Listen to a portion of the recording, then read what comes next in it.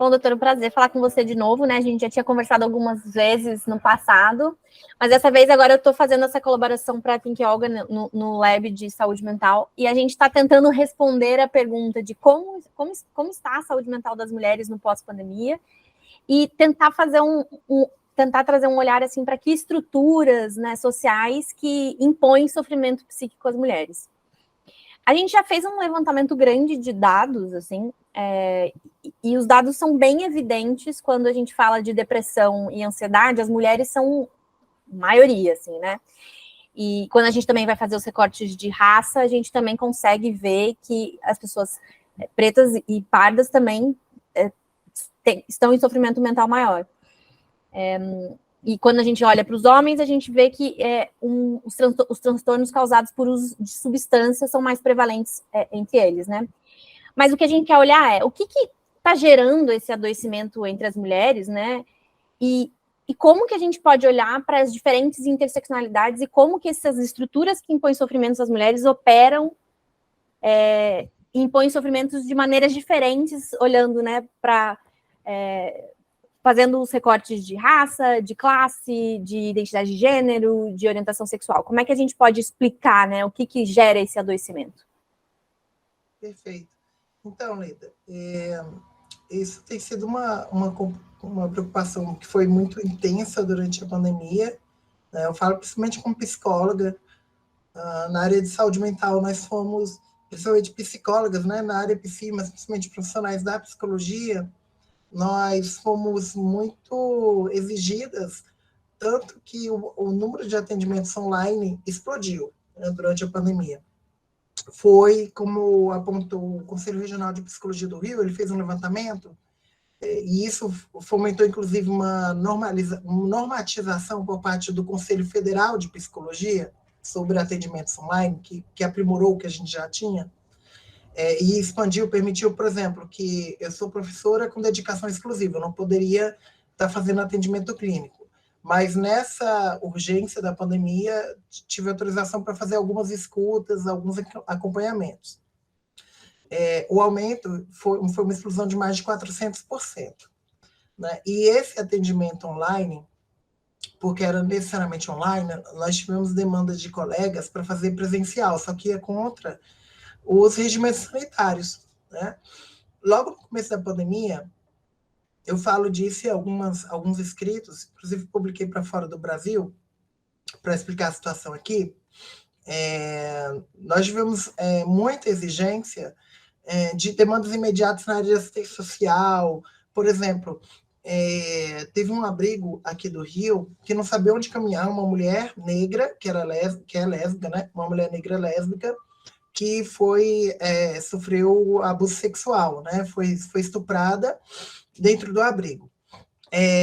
E, assim, veja, era um abrigo, ou seja, a princípio estaria ligada à rede de assistência, né, ao Sistema Único de Assistência Social, ao Sistema Único de Saúde, mas não, isso é uma realidade mais comum do que parece. Muitos abrigos, apesar de receberem as pessoas, em função da informalidade, não conhecem direito à rede, dependem de apoios, né, de especialistas, pessoas que têm parceria. Então, tive que dar uma orientação dos centros de especialidade de atendimento à mulher que estavam abertos, porque eles continuaram abertos. Mesmo com, por exemplo, a precariedade, aí tem um contexto anterior à pandemia, que é a precarização dos serviços de atendimento às mulheres, né? Tivemos, principalmente regionalmente, se você for pegar o estado do Rio de Janeiro como exemplo, eu não tenho os dados de outras unidades da federação, mas acho que foi uma constante, mas aqui no Rio foi mais explícito. Tivemos muito corte de recursos para os centros especializados de atendimento às mulheres, né? E é óbvio, eu tive esse contato direto com uma mulher que foi estuprada e que o próprio abrigo não sabia para onde caminhar. Né? Então, além dos atendimentos online, teve uma vez um atendimento que eu fiz que foi muito marcante, porque era um rapaz cisgênero gay, né? Era um rapaz gay que morava, né, na época na Zona Oeste, e ele só podia fazer esse atendimento online na casa, na sala onde tinha sinal, era uma casa bem precária, que é onde a mãe assistia a novela, e a mãe não queria desligar a TV, eu fiquei ouvindo a novela junto com o menino. Enquanto, assim, coisas que a gente, quando, né, faz a formação em psicologia e a prática, muitas vezes nem considera isso. Isso foi uma experiência bem intensa, porque, obviamente, que também prejudica o trabalho de escuta, porque a gente não pode, a pessoa não vai poder falar tudo que ela falaria num setting, né, num espaço terapêutico pronto, preparado, mas também não tem como eu exigir esse setting psicológico, né, psicoterapêutico, esse espaço, essa cena terapêutica perfeita, porque eu não tenho como oferecer e a pessoa também não. Então, era o possível e o mais possível e viável naquele momento. O menino gay tinha que falar junto com a mãe assistindo Vale a Pena Ver de Novo. Né? E óbvio que dos dois lados gera questões, mas isso também tem que ser considerado. Então, isso gerou também, tem várias... A gente soltou um artigo faz 2 anos sobre as políticas públicas. Depois eu passo, eu vou citando várias questões, eu vou passo depois. Sobre as políticas públicas, como muitos estados, e isso gera também uma reverberação, e aí eu vou focar especificamente da LGBTfobia, vários estados nacionais reincidiram, reforçaram a LGBTfobia, que na minha análise, de outros colegas também, remonta à época da pandemia do HIV/AIDS, onde se estigmatizou que o HIV era uma peste gay. Então, por quê? É óbvio que ninguém fica achando que só transmite Covid quem é gay, né? Mas foi salutar que muitos países, a gente identificou isso na Coreia do Sul, não à toa, na Uganda, que há poucos dias criminalizou ao extremo as identidades LGBTs, né? Basta você ser apontada, tá? Como LGBT, que você pode ser presa e sentenciada à morte agora, antes já era grave, piorou. Nesses 2 países, por exemplo, como na Itália, que a princípio as pessoas leem como um país mais democrático, nesses 3 países de 3 continentes, festas com homens cisgêneros gays, festas com homens gays eram apontadas tanto pela imprensa quanto foram criminalizadas, pessoas foram presas sob a acusação de que objetivamente queriam transmitir a Covid, porque fizeram festas. Ora, a gente sabe, aconteceu um caso aqui no Rio, eu achei interessante, porque festas a gente acompanhou todo o período da pandemia, mas essas festas que chamavam atenção especificamente com homens gays, né, que tinham, claro que não é correto se fazer uma festa, um encontro durante a pandemia, né, ainda mais circunstâncias sem nenhuma cuidado sanitário, mas não foram as únicas, né, não foram só em função, teve um foco aí na orientação sexual desses homens. E no Brasil a gente sabe que teve casos, mas não foi criminalizado como foi de fato na Coreia do Sul, na Uganda e na Itália. No Panamá, como também, eu acho que mais no Panamá, se agora não me falha, a divisão de dias, as pessoas saíam de acordo, não era nem com gênero, tá? Era por sexo. Não era, se fosse por gênero, ainda era uma coisa, mas era por sexo. O que aconteceu? Mulheres iam sair num dia e homens em outro. E o que aconteceu que aí, associado à transfobia, com a identificação de sexo, eles impediam mulheres trans e travestis de saírem nos dias das mulheres, então elas também não podiam sair nos dias dos homens, e homens trans não podiam sair nos dias dos homens. Então, isso inclusive foi denunciado, não sei como é que está com relação à questão internacional de direitos humanos, foi denunciado, né, para a Corte Internacional de Direitos Humanos, se eu não me engano. E no Brasil, a gente tem dados, a gente pegou muitos dados do Vote LGBT, sobre como você trouxe, aumento do relato de depressão, né? Do relato de aumento da demissionabilidade, né? Pessoas mais demitidas, o contato mais direto que eu já falei, pessoas que procuraram muito mais o apoio terapêutico, o setting terapêutico, não só da psicologia, mas eu vou falar a parte da psicologia, foi um aumento extraordinário. Eu sei que de outras áreas terapêuticas e psis também foram, né? Precariedade no acesso ao Auxílio Brasil, como se chamava na época. Tivemos muitos casos de pessoas que o registro na Caixa Econômica não batia, principalmente teve casos, eu comi de várias, principalmente periféricas, mas muitos casos de travestis, mulheres trans. e aí não era concedido auxílio. Houve casos também que algumas travestis, mulheres trans, elas tinham documentação retida pela pessoa cafetão, por exemplo, pessoa que cafetinava ela, que cafetina. Isso é um problema também eleitoral, mas não entra aqui em pauta, a gente está ficando de saúde, mas entra também no direito eleitoral. E situações que a Caixa Econômica, o sistema é muito falho. Isso acontece com muita gente. Não à toa, principalmente mulheres de forma geral, cis e trans, mas principalmente periféricas. Tem uma marca de classe muito forte aí. As periféricas sofreram muito, né, e tiveram que buscar auxílio. Eu estou focando agora muito de coisas que eu vi, tem um recorte de identidade de gênero para além da questão periférica, como, por exemplo, como é que foi o auxílio para as pessoas, né? Então, teve situações estranhíssimas, em que, por exemplo, entidades assistenciais, elas geralmente focam na comunidade, então elas não olham, muitas vezes, particularidades identitárias dos sujeitos, né? Elas falam, a pessoa desse bairro tal, dessa região tal, dessa cidade tal. E aí, o que aconteceu? Muitas pessoas trans, inclusive travestis dessas regiões, não eram atendidas. Elas buscavam apoio junto a entidades LGBTs, ou especificamente trans, que davam esse apoio para elas. E que, não, a princípio, não precisaria, né? A entidade poderia fazer isso. Mas faz parte também de uma mentalidade complicada, que a gente, quando trabalha com as teorias interseccionais, critica, que vê tudo de forma muito compartimentalizada, como se a entidade assistencial da região não pudesse atender a pessoa porque ela é trans, ou porque ela é preta, ou porque ela é, sei lá, uma mulher de idade, ou com deficiência, né? Então, isso, obviamente, afeta a saúde mental. A pesquisa que eu desenvolvo sobre saúde mental global é uma pesquisa que eu desenvolvo com a Universidade Duke, dos Estados Unidos. A gente faz uma pesquisa em 3 países nesse momento, aqui no Brasil, no Quênia e no Vietnã, com minorias sexuais e de gênero, que aí cada país, cada cultura tem uma terminologia diferente. A gente costuma chamar LGBTI+, por exemplo. A gente usa mais essa sigla aqui. São lésbicas, gays, bissexuais, travestis, transexuais e pessoas intersexo. E outras identidades, expressões de gênero e orientações sexuais que se enquadrem como não hegemônicas. Cada Quênia tem identificações próprias, o Vietnã também. E já no Brasil, dos 3 países, a gente sabe que o Brasil tinha o índice mais alto de ansiedade.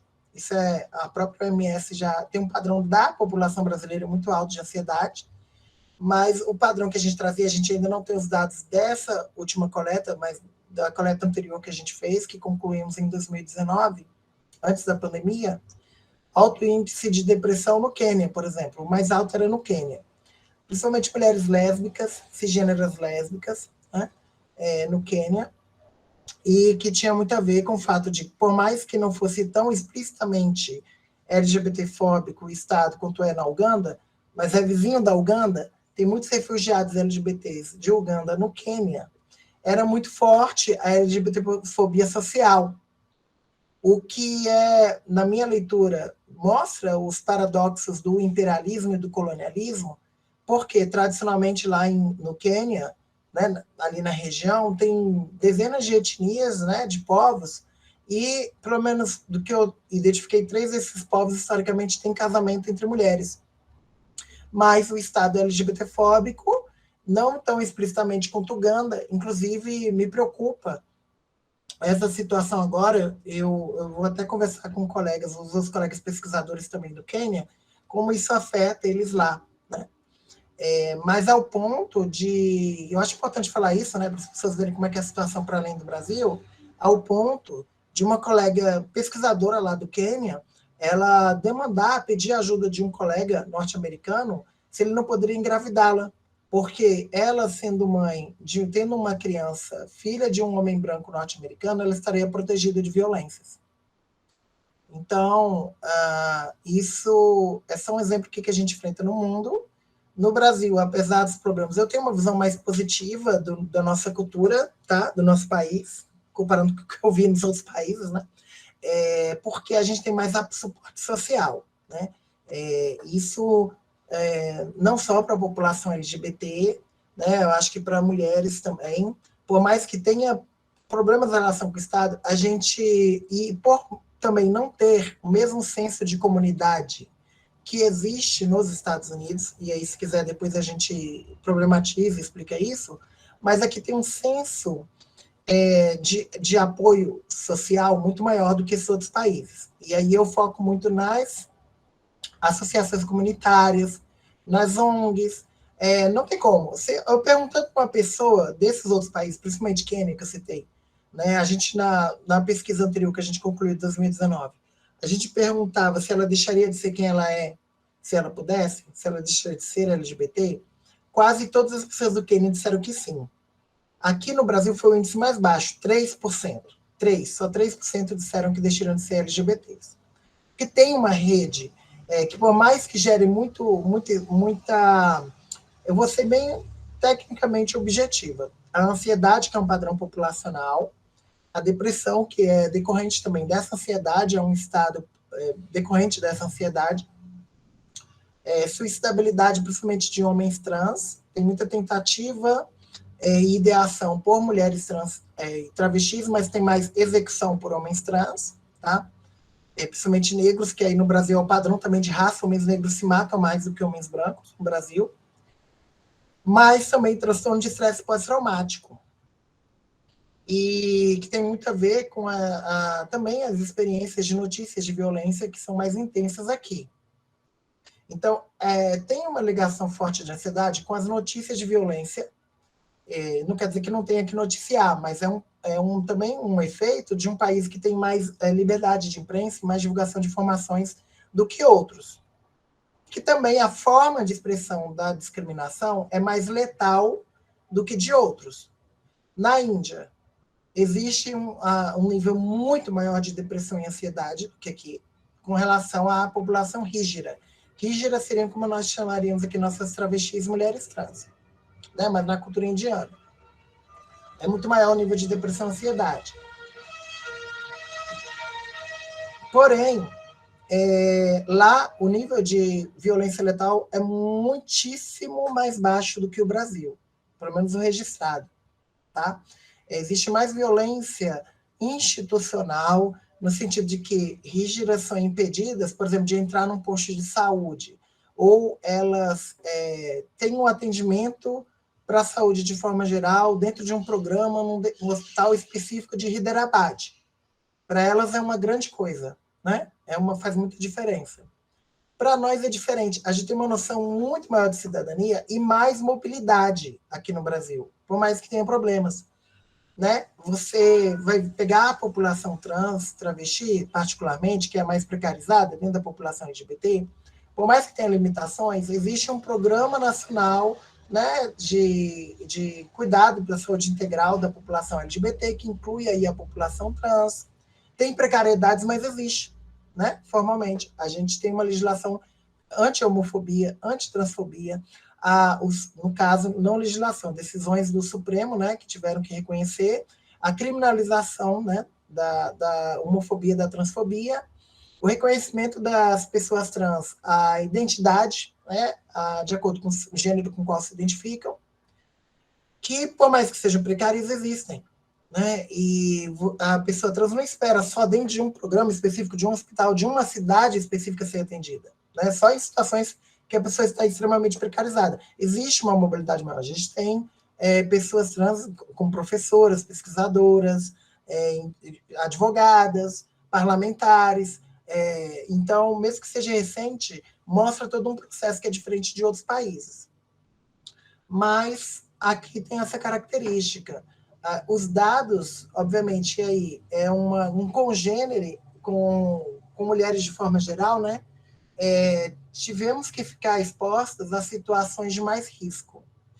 E tem uma outra conjunção, isso que eu escrevi para um artigo na Alemanha, que tem uma questão aí, que é da violência, que foi acentuada enquanto violência letal, por questões que não tinham a ver diretamente com a pandemia. Daí é bom usar o termo sindemia para falar dessa situação.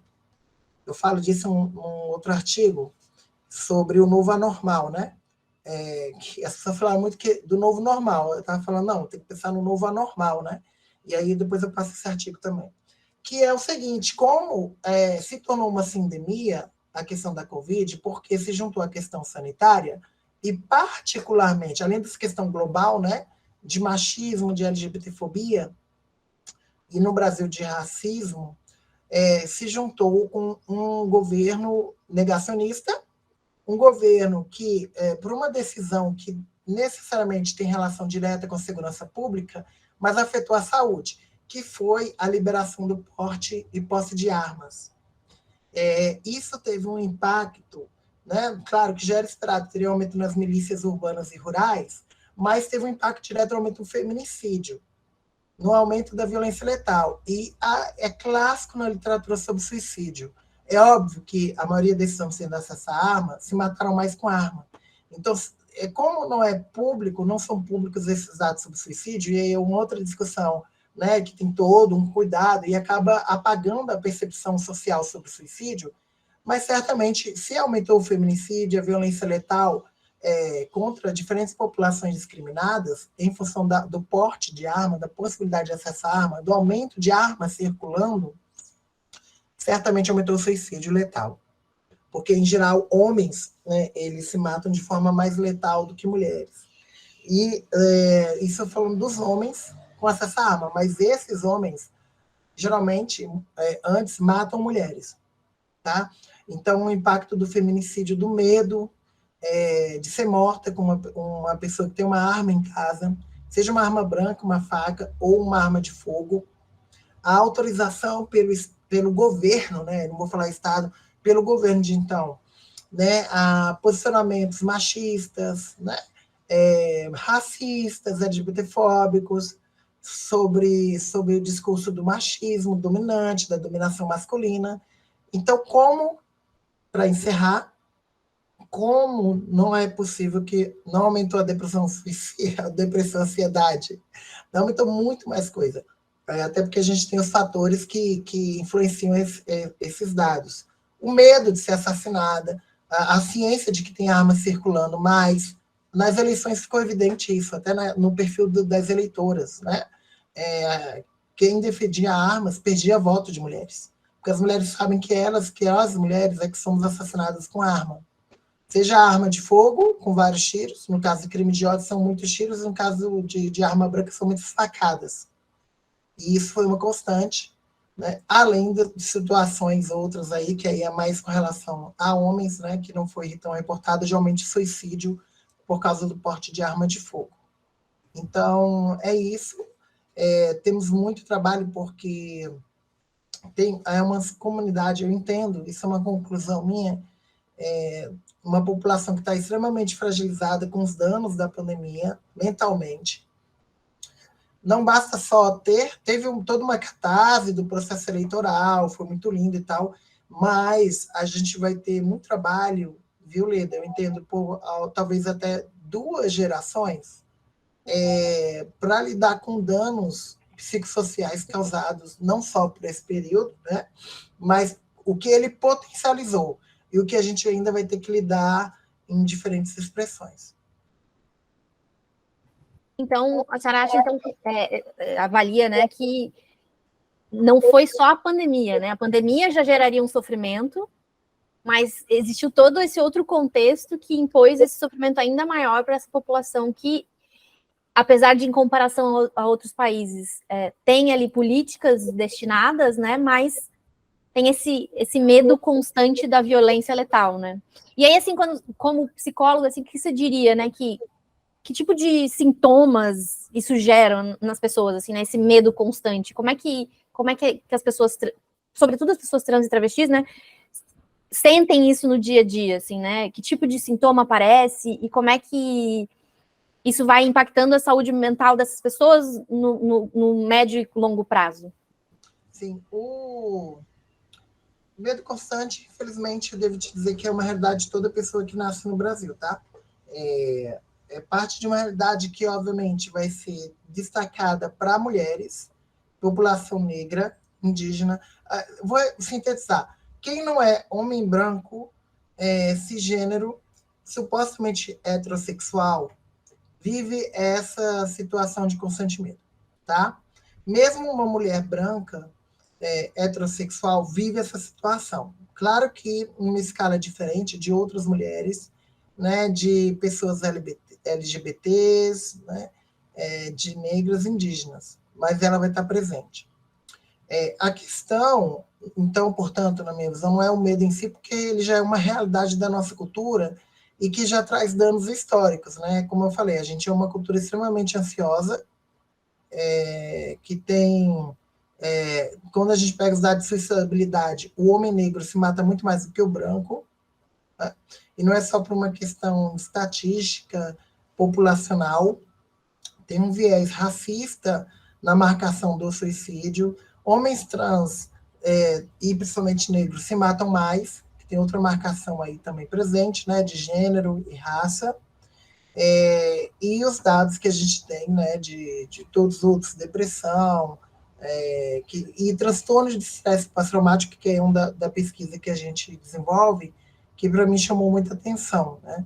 Então, é o que eu tinha comentado, o que já era um padrão se potencializou, o fato de termos vivido uma cultura que, no caso, um momento cultural em que era desvalorizada a perspectiva e o corpo das pessoas em função, né, de noções machistas, né, LGBTfóbicas, isso teve um impacto importante na saúde que ainda não foi plenamente mensurado. Nós temos, né, já apontamentos, mas certamente um grau de subnotificação estrondoso. Tá? Vamos, como eu disse, ainda ter muito tempo para não só avaliar o que a gente já sabe, que é um dado complicado, né, de saúde e de condições de vida, mas principalmente como tratar, como acompanhar. E, no meu entendimento, não vai ser só no atendimento individual, clínico, né? A gente vai ter que criar estratégias de cuidado em saúde social, né? Seja as rodas de escuta, sociodramas, estou trazendo mais a dimensão técnica. Mas uma questão, por exemplo, preparação das comunidades para uma escuta mais qualificada, eu acho que vai ser muito importante. Porque não tem sistema único de atenção à saúde mental, de forma mais ampla, seja o SUAS, né, de assistência social, seja o SUS, com os centros de atenção psicossocial, centros especializados, que vão ser suficientes. Então, uma coisa que me preocupa, que eu acho que seria interessante, é nós prepararmos mais pessoas das comunidades para uma escuta mais qualificada, tá? Que isso é outro problema. Na internet tem muito especialista, entre aspas, na área de saúde mental. Eu entendo que as pessoas, obviamente, e essa geração mais nova em especial, felizmente tem uma preocupação maior com a saúde mental, só que não necessariamente especializada. Então, tem situações que é inócuo, por exemplo, coisas que são colocadas que são inócuas, tem mais a ver com bem-estar, com, né, pensamento positivo, tudo bem. Mas tem outras situações que, por exemplo, Setembro Amarelo, tem situações mais drásticas que as pessoas colocam posições que podem ser gatilho para suicídio, tá? Que podem ser mecanismos, eu vou até evitar a palavra gatilho, vou ser bem chato.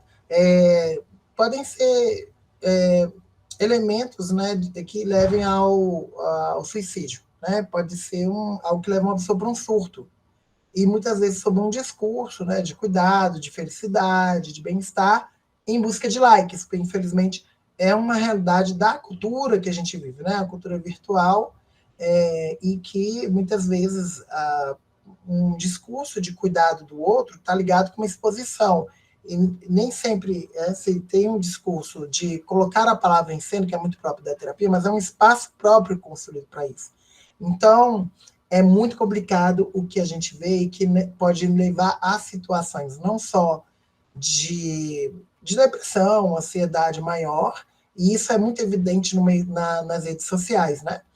Como as pessoas muitas vezes se desconectam porque já não estão numa situação de saúde mental, porque tem que estar respostas toda hora, ou tem que buscar explicações toda hora, ou que tem que responder a eventos toda hora. Se tornaram pequenas centrais de notícia, e isso gera uma ansiedade estrondosa. Né? Estou falando do WhatsApp, centrais de notícia, porque não são jornalistas, né? Mas é isso. Isso é muito adoecedor. Então, por um lado, isso é uma dimensão também interessante de acrescentar, para além de tudo que eu já falei. A dimensão virtual, ela potencializa essa ansiedade. Então, a gente vai ter que aprender a lidar também com o fato de que não entendo que o cuidado em saúde mental, claro que vai ser muito mais online, virtual, do que era, eu acho que é inescapável, não dá para voltar, mas ele não pode ser só online, porque é uma outra coisa, a gente está interagindo, fazer uma escuta clínica, no caso clínica mesmo, não só uma escuta, você me vendo do tronco para cima. É outra coisa quando a gente está junto no ambiente, a gente vê corpo, a gente sente cheiro, a gente está no mesmo espaço, não tem outros elementos envolvidos, só os nossos. Isso ainda vai ser necessário, né, para uma terapêutica plena. Vai demandar maior capacitação dos profissionais, mas também o desafio de lidar com o mundo, que cada vez mais dá menos tempo para as pessoas se encontrarem no mundo físico, para cuidarem de si. Tem muito tempo, às vezes, para outras coisas, mas não para o cuidado de si, que envolve os cuidados psi, né? A escuta psi, seja psicológica, psiquiátrica, né? Qualquer escuta psicoterapêutica, né? Mas é isso, eu acho que se a gente conseguisse capacitar mais pessoas da comunidade para uma escuta um pouco mais qualificada, essas coisas básicas, por exemplo, as pessoas confundem ansiedade com depressão. Quando você fala, muita gente confunde. Vai descrever, e aí você vê que elas entendem como se fosse a mesma coisa. Se conhecesse a rede, por exemplo, muita gente fala de saúde mental, nem conhece a rede de atenção à saúde da sua região. E quando tem uma situação de surto, de crise, como cuidar numa situação de crise? Tem gente que marca a celebridade da internet, né, a pessoa que é famosa, ela não encaminha. Aí fica dizendo, fale alguma coisa, e de novo, é jornalista, marca o jornalista famoso, não encaminha, porque onde você encaminha? Então, se lideranças comunitárias forem capacitadas, elas podem fazer essa formação para as pessoas terem mais autonomia também para fazerem isso, e não ficarem sempre na expectativa de que algo aconteça e ela sabe para quem vai mandar, e não para qual serviço seria mais adequado orientar essa pessoa. Ciente de que é uma coisa que a gente sabe muito bem em psicologia, não necessariamente a pessoa vai porque a gente sabe que tem um serviço, tá? Infelizmente é isso, depende de cada pessoa, é uma outra questão, mas que é de uma prática psicológica que é anterior, eu acredito que vai ser posterior ao momento online, né? As pessoas têm que ter autonomia também para decidir se quer ou não, né? Ter cuidados especializados em saúde mental. E, doutora, você falou um pouco ali do SUS e do SUAS, né? Hoje, você avalia que as redes, o cuidado oferecido em saúde mental, né, na saúde pública, ele consegue dar conta dessa demanda? O que ainda precisa ser aprimorado, né, para que, para além né, dessa questão comunitária que você falou, o que precisa ser aprimorado nas redes para que elas consigam dar conta, né, desse adoecimento que se agravou? Olha, eu comentei agora, né? Eu acho que precisa de uma capacitação maior das redes públicas. A gente tem, na verdade, fundamentalmente, com mais investimento, já ajudaria, sendo bem prática, né? Eu falei da questão mais teórica e empírica também, mas eu acho que tem uma questão financeira importante. Antes da pandemia, se você fosse aqui no Rio, vou dar um dado objetivo. Aqui no Rio, você, por exemplo, não necessariamente ia conseguir atendimento num dos CAPs, né? Seja para a questão de saúde mental, seja para a questão do abuso de álcool e drogas. Muitas vezes você não conseguiria o atendimento porque ele já está superlotado, porque a demanda está muito grande. O que isso significa? Mais recursos para a saúde mental significa, inclusive, fazer mais contratação. Tem que ter mais servidores públicos, não só terceirizados, mas precisa de mais colegas da área contratados. Isso é uma coisa, mais gente para ouvir, mais gente para encaminhar. Profissionais, servidores públicos, então tem que ter concurso público.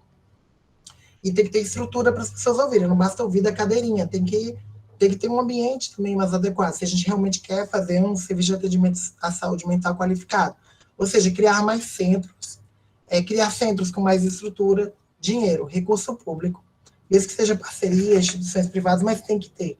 E isso já foi prejudicado antes pela emenda constitucional que cortou recursos da educação e saúde, principalmente, né? Reforma previdenciária, reforma trabalhista.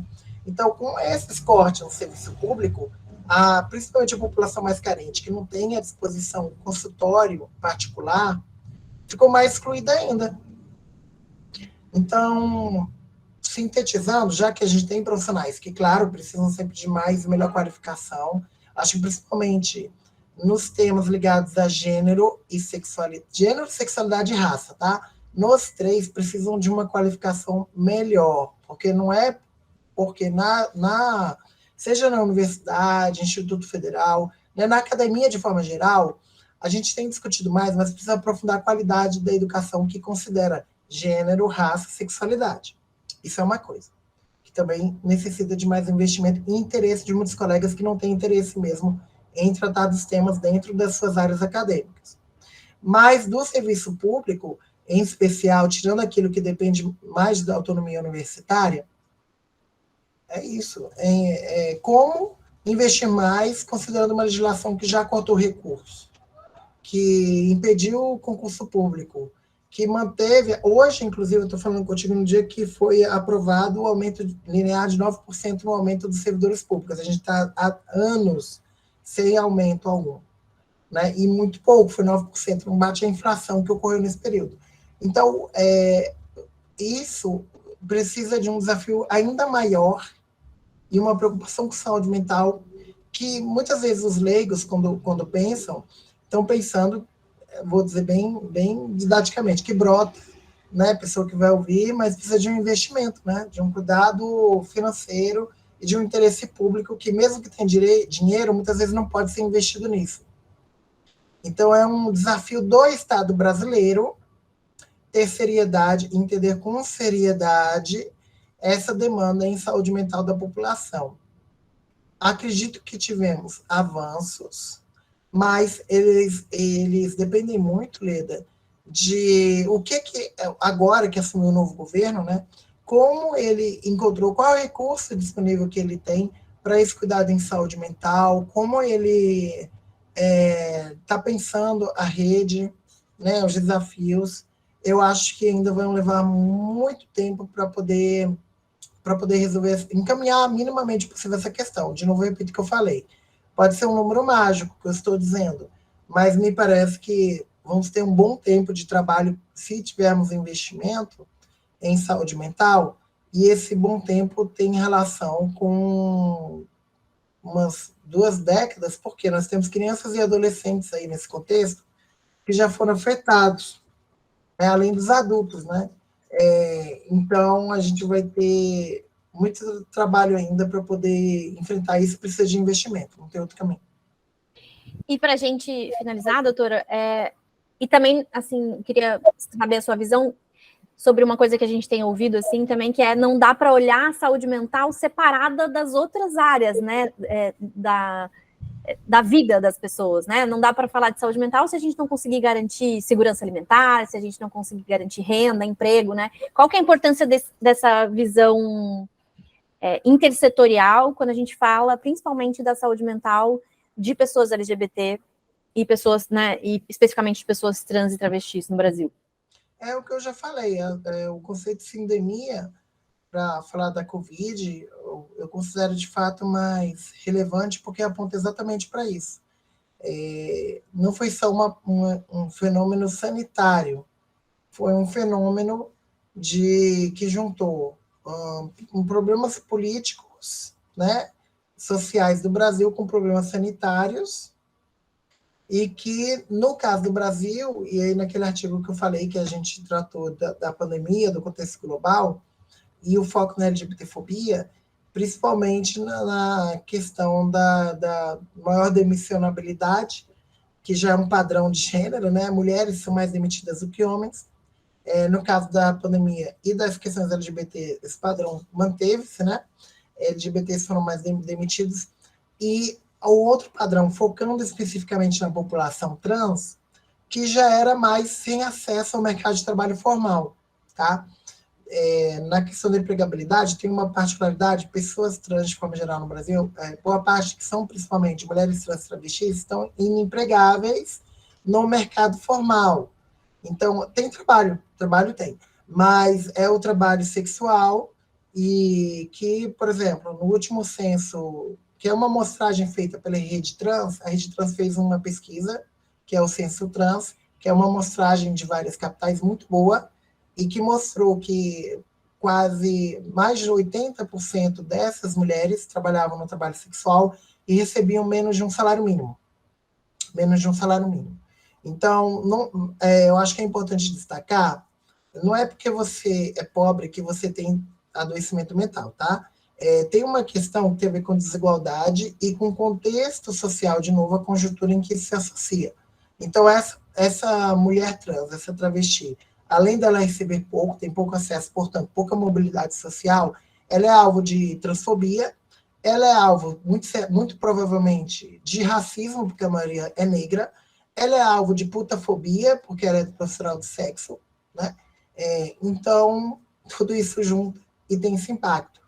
Então, é importante considerar isso, tá? E não naturalizar, porque é muito cômodo esse tipo de questão ser trazida numa naturalização na identidade das pessoas. É importante falar que a gente precisa de políticas públicas para desnaturalizar essa ideia, porque a gente está afirmando algo que no pensamento social já está presente, tá? A gente só está reafirmando com base em pesquisa. Como a gente muda esse ideário? Como a gente desnaturaliza a ideia de que, pelo fato de você ser mulher, de você ser LGBT negra, você vai adoecer mais mentalmente do que um homem branco. Precisa de uma ação, né? E aí é o desafio mesmo das políticas públicas, de iniciativas de apontar estratégias, e não só o é importante a denúncia, sim, para mobilizar, mas ela não é suficiente. Que haja, de fato, ações para mudar este cenário.